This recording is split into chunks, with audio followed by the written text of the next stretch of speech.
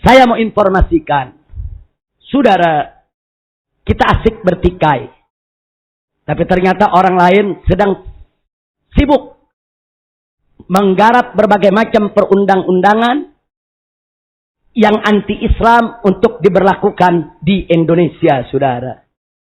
Satu, di DPR sudah masuk draft rancangan undang-undang keadilan dan kesetaraan gender, saudara. Isinya tidak sesuai dengan ajaran Islam. Di antaranya, dia mendefinisikan, saudara, atau salah satu pasal berbunyi, barang siapa yang melakukan suatu tindakan mengandung unsur pembedaan antara laki-laki dan perempuan karena berdasarkan jenis kelamin, maka mereka dipidana penjara. Saya ulangi bunyinya. Barang siapa yang melakukan suatu tindakan yang mengandung unsur pembedaan antara laki-laki dan perempuan karena berdasarkan jenis kelamin, maka dipidana penjara. Saudara, kalau undang-undang ini besok diketok palu berlaku, saudara, maka menjadi musibah besar umat Islam.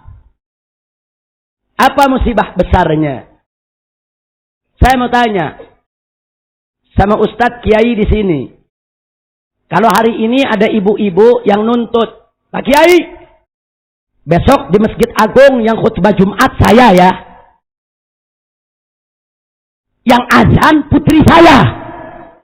Saya mau tanya jujur, kira-kira kiai-kiai di Solo terima apa enggak? Terima atau tidak? Terima atau tidak? Yakin? Kalau undang-undang itu sudah berlaku, Anda tidak terima, si ibu bisa lapor polisi. Pak polisi, ada pembedaan lantaran jenis kelamin. Saya kemarin minta jadi khotib nggak dikasih karena saya perempuan. Tapi yang laki diizinkan. Itu namanya melakukan tindakan mengandung unsur pembedaan antara perempuan dan laki-laki berdasarkan jenis kelamin. Maka kiai dipenjara. Saya mau tanya sama masyarakat Solo dalam pembagian warisan. Laki-laki dengan perempuan sama atau beda untuk anak? Lidzakari mislu hadzil unsayin. Yaitu saudara, satu anak laki-laki sama dengan dua bagian anak perempuan. Bagi warisan. Terus anak perempuannya tidak rela, lapor polisi, saudara. Pak polisi, saya laporkan orang tua saya membagikan warisan. Jadi ibu dilaporkan. Karena ibu yang bagi, suaminya meninggal dunia, bagi sesuai syariat, ibunya dilaporkan. Saya laporkan ibu saya. Karena membagi warisan tidak adil. Bagaimana? Masa saudara laki-laki saya dua bagian, saya cuma satu bagian? Itu namanya melakukan tindakan yang mengandung unsur pembedaan antara laki-laki dan perempuan berdasarkan jenis kelamin. Ibu dipenjara. Saya tanya, bahaya tidak? Ini undang-undang semacam ini bahaya tidak? Biadab tidak? Ini nggak boleh dibiarkan, saudara. Makanya tadi saya katakan, saya curiga ada kekuatan intelijen bermain. Kita dibuat ribut sesama kita supaya ini undang-undang bisa lolos, saudara. Salah satu pasal lagi dalam undang-undang tersebut, setiap anak wanita yang sudah berusia 18 tahun berhak mengawinkan dirinya dengan siapa saja dan tidak boleh siapapun yang menghalanginya, saudara. Berarti kalau undang-undang ini berlaku, saudara, maka kalau anda punya anak perempuan sudah 18 tahun, dia mau kawin sama orang kafir, dia mau kawin sama germo, dia mau kawin sama bajingan, ibu dan bapaknya tidak berhak menolak. Saya mau tanya jujur ibu-ibu, kalau anaknya mau kawin sama orang kafir, setuju tidak? Ridho tidak? Ibu protes tidak? Ibu dipenjara. Loh, undang-undangnya begitu, saudara. Tidak boleh dihalangi. Barang siapa yang menghalangi keinginan anak gadis berusia 18 tahun untuk menikah dengan pilihannya dipidana penjara. Nggak sampai di situ, satu pasal lagi saya tunjukkan saudara. Dari mana kami tahu? Kami sudah dapat draftnya. Nanti fotokopinya akan saya kirimkan ke Kiai Haji Muzakir, saudara. Biar orang Solo bisa fotokopi, bisa pelajari, lihat sendiri, saudara. Satu pasal lagi. Sebelum saya akhiri ceramah ini, saudara. Salah satu pasal mengatakan, suami dan istri adalah mitra. Suami istri adalah mitra. Dan semua keputusan dalam rumah tangga, semua keputusan dalam rumah tangga harus disepakati bersama.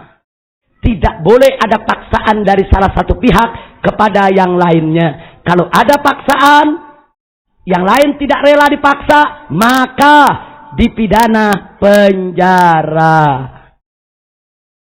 Baik, saudara. Malam-malam suami pulang ke rumah.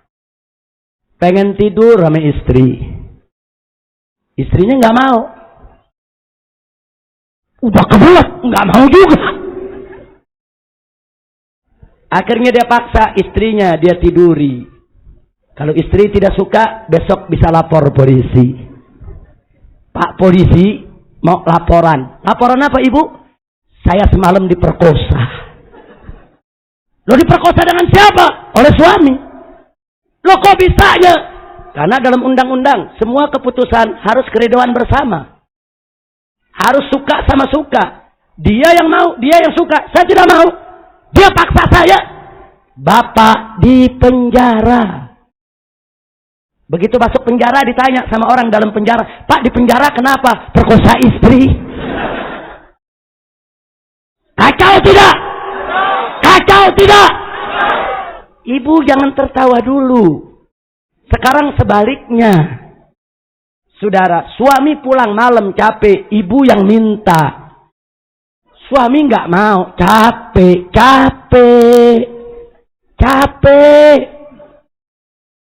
Tapi ibu nggak ngerti. Udahlah mas, diem aja lah, diem aja. Nggak bisa, mah capek. Karena istri sudah tidak tahan, dia paksa.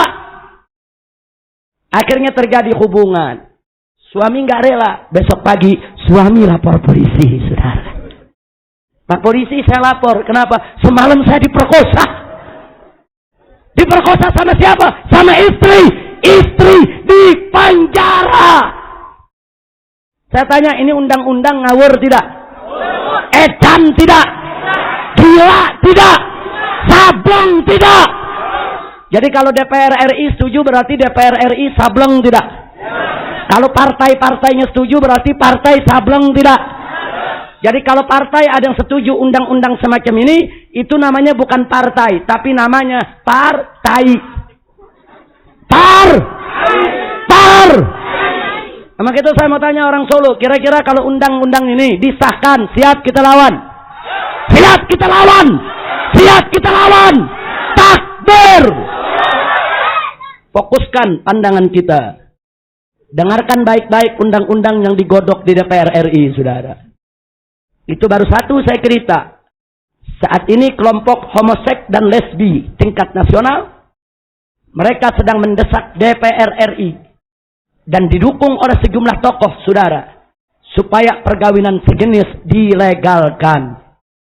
Supaya laki boleh kawin dengan laki, perempuan boleh kawin dengan perempuan, dan mereka harus mendapatkan buku nikah. Hati-hati, undang-undangnya sudah digodok, draftnya sudah ada, saudara. Jadi seperangkat perundang-undangan yang anti-Islam sekarang sedang digodok diam-diam. Kita di bawah lagi ribut soal kunut, ribut soal telunjuk lurus atau bedek-bedek, ribut, saudara. Soal kunut baca atau enggak, ribut. Tahlilan, ribut. Orang lain sedang berjuang menghancurkan kita secara sistematis dan strategis, saudara.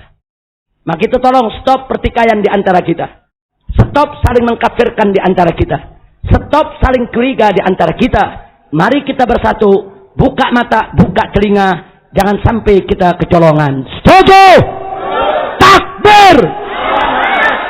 Nah, ini yang saya mau sampaikan, saudara, mudah-mudahan manfaat untuk kita semua.